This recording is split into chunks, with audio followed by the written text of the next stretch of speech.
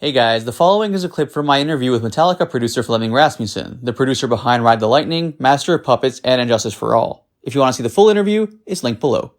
So Flemming, when you first started working with Metallica, essentially they reached out to you. How did that all come together? It was Lars calling up, as far as I recall, asking whether I would be interested in doing a metal band from San Francisco. And I went, yeah, great. I mean, but you're Danish, so what, So they had kind of done the math and figured out that for the same amount of money they would pay for a week in a studio in the States, and they were not happy with the sound on Kill 'Em All. They could get 2 weeks in Europe. Plus, they could then go and do some shows and actually make money to do the album, because they were on an independent label. They didn't have like a label backup.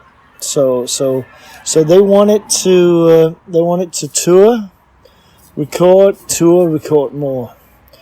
And they, as far as I've been told, they've heard about me because of the job I did with Rich Blackmore, and I think they sat down and heard some of the albums I've done, and then they decided, well, that's what we're doing.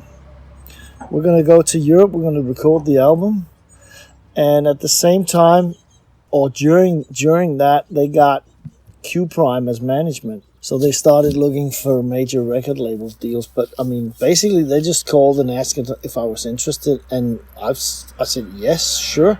And we actually started the process out once they got to the studio and we needed to start recording. We actually started out by listening to Kill 'Em All, because there's the famous break-in incident in their live truck. So they get most of their equipment stolen. And James had a modified Marshall amp that he really likes. And, of course, nobody knew what the modification was. So we actually listened to Kill 'Em All a couple of times and some of the guitar sounds.